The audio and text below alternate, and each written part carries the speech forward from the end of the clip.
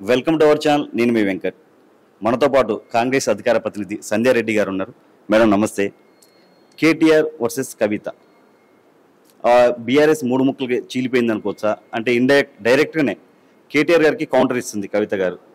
మా నాయకుడు ఓన్లీ కేసీఆరే. అవును, మీ నాయకుడు కేసీఆర్ అయినప్పుడు మరి దొంగలు ఎవరున్నారో, దొడలు ఎవరున్నారో, దయ్యాలు ఎవరు, భూతాలు ఎవరు నువ్వు చెప్పాలి. రేవంత్ రెడ్డి కోవట్ అని అంటున్నావు కదా, నువ్వేనమ్మా మరి కోవట్టివి? మరి తెలంగాణ మీ వాళ్ళు కూడా అనుకుంటారు కదా. కాబట్టి ఒకటే, టీఆర్ఎస్ పార్టీని అనవసరంగా బీఆర్ఎస్ చేసిన అని మీ బావ హరీష్ రావు మీ నాయనతో కొట్లాడుతుండట. నాకు బీఆర్ఎస్ పార్టీ నాకే అప్పచెప్తావు కదా అని చెప్పేసి మీ అన్న మీ నాయనతో కొట్లాడుతుండట. వాళ్ళిద్దరికి ఎట్టిస్తావు, నాకేంగా వర్కింగ్ ప్రెసిడెంట్ ఇవ్వాలి, నువ్వు కొట్లాడుతున్నావు. ఓఎమ్మ ఇదంతా కాదు, మీ ముగ్గురు ఏంది అని చెప్పేసి మీ సంతోష్ రావు దొంగ ఉన్నాడు కదా, వాడేమో 100 కోట్లు ఆడెత్తుకుపోయిండు.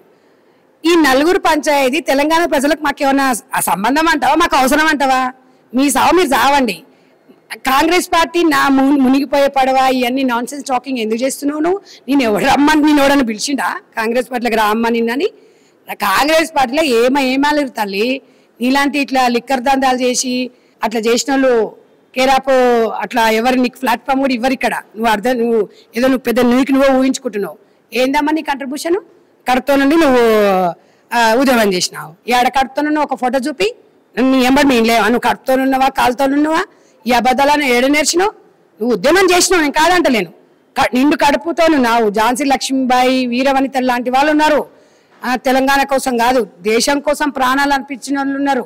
సరోజిని నాయుడు, ఎంతో మంది ఈరోజు వీరవనితలు ఉన్నారు. వాళ్ళు మనం చరిత్రగా చెప్పుకోవాలి. తెలంగాణ ద్రోహి అంటే నువ్వే. ఇవాళ తెలంగాణ కోసం మీ అయ్య పార్టీ పెడితే ఇవాళ అసలు మీ అయ్య చచ్చిపోక ముందుకే ఇవాళ మీ అయ్యని బొంద పెడుతున్నావు నువ్వు. ఇదా అమ్మా? ఎప్పుడైనా ఒక ఆత్మవిశ్వాసం ఉండాలి. కనీసం తండ్రి ఉన్నాడు అన్న ఇంకిత జ్ఞానం కూడా లేకుండా, ఆయనకు ఆరోగ్యం బాగాలేదు, కనీసం ఆయన ఆరోగ్యాన్ని కూడా రెస్ట్ కూడా తీసుకోనియకుండా ఇలాంటి బిడ్డలు ఉంటేది లేకుంటేది. ఇది పద్ధతి అయితే కాదు. అంటే నేను ఒక బిడ్డగా, నేను ఒక ఆడ కూతురుగా చెప్తున్నా. ఆర్థిక లావాదేవీలు అంటే మీ నాయన పోయిండు, మా నాయన సంపాదించిన సొమ్ము కోసం కొట్లాడినామంటే అది వేరు. మీ నాయన బ్రతికే ఉన్నారు. ఇంకా అలాంటి తండ్రి నీకు ఇవ్వడము ఇవాళ నిజంగా కూడా ఏ ఆడపిల్లకు రాలేదు. కల్వకుంట్ల పెళ్ళైనాక కూడా కల్వకుంట్ల పేరు చెప్పుకొని ఇవాళ నేను ఎంపీని చేసి కల్వకుంట్ల కవిత అంటే బ్రాండ్ అంబాసిడర్ లాగా నేను తెలంగాణ ప్రజలు నిన్ను గుండెలో పెట్టుకున్నారు.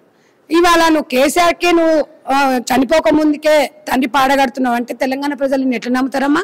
నీకేం తక్కువ చేసిండు మీ అయ్యా చెప్పు? జైల్లో ఉంటే బీజేపీ కాళ్ళు బట్టి మొక్కి నిన్ను రిలీజ్ చేసుకొచ్చిండు. లేకపోతే నువ్వు ఇప్పుడు వెళ్ళేదానివా తల్లి నువ్వు? అసలు ఇవాళ తెలంగాణ తీసుకుపోయి ఏమో ఢిల్లీలో మీ నాయన తాకడ పెట్టిండు, నువ్వేమో మహిళల ఆత్మగౌరవం తీసుకుపోయి తివార్ జైల్లో పెట్టినావు. మళ్ళీ తెలంగాణ ప్రజలు పార్టీ పెడితే ఎవడా నమ్మటోడు? నమ్మటోడు ఉంటే తెచ్చుకోండి, వద్దనట్లేదు. కానీ కాంగ్రెస్ పార్టీలో నేను చేరను, మునిగిపోయిన కాంగ్రెస్ పార్టీ గురించి నువ్వు మాట్లాడాల్సిన రైట్ నీకు లేదు. అర్హత కూడా నీకు కోల్పోయినావు నువ్వు. కాబట్టి మీ లావాదేవీలు ఏమైనా ఉంటే డబ్బులు ఉంటే చూసుకోండి. తెలంగాణ ప్రజలకు దీంతో వచ్చేది ఏం లేదు.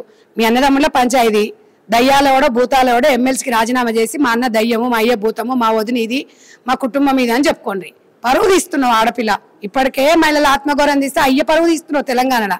ఎవడైనా తండ్రి బతుకున్నప్పుడే కొరుము పెడతాడు ఎవడైనా? ఆయన ఎంత బాధపడతాడు?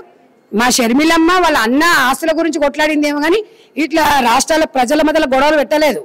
తండ్రి చనిపోయిన తర్వాత ఆమె తండ్రి ఆశయాలను భుజాల వేసుకుంది. కానీ తండ్రి బతుకున్నప్పుడే తల్లి ఆశయాల మీద నువ్వు తూటుపడుస్తున్నావు.